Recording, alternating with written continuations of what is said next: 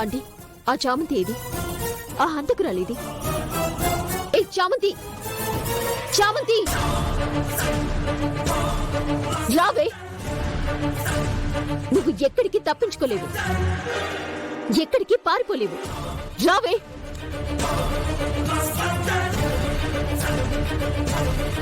అదిగోండి సార్, ఇదే చామంతి. మా అంకల్ని చంపాలని చూసింది ఇదే.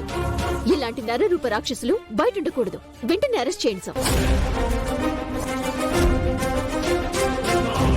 కానిస్టేబుల్, ఆ అమ్మాయిని తీసుకురండి. ఆగండి. ఎస్ఐ గారు, తనే నేరం చేయలేదు. నాకేం తెలీదండి, నేనేం చేయలేదు.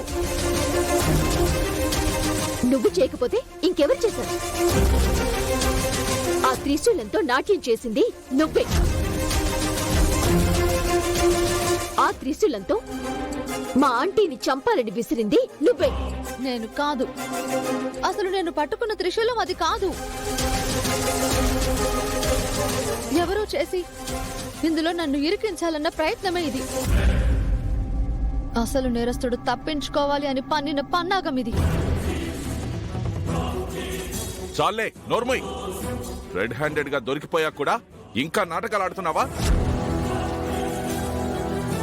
సార్, ఈ చామంతే మా చెల్లెల మీద పీకల దాకా పగ పెంచుకుని తనని చంపి ఆ పగ తీర్చుకుందామని చూసింది.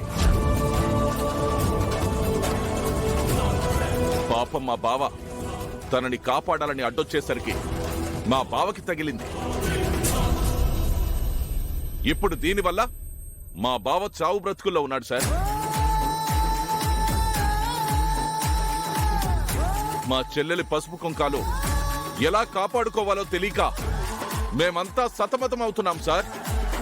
ఇలాంటి దాన్ని ఫోన్లే అని ఇంట్లో పెట్టుకోవడమే కాకుండా ఇంట్లో మనిషిగా చూస్తూ లాయర్గా కూడా చదివిస్తున్నాడట మా బావ. మేం చేసిన పెద్ద తప్పు అదే.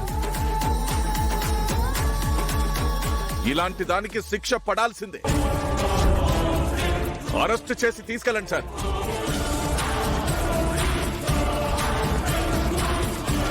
తీసుకెళ్ళండి సార్.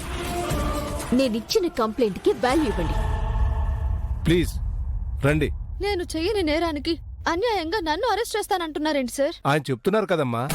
ఆయన చెప్తే అరెస్ట్ చేసేస్తారా సార్? తనే చేసింది అనడానికి ఆధారం అక్కర్లేదా? తను చంపాలనుకుంది అనడానికి సాక్ష్యం ఉండక్కర్లేదా?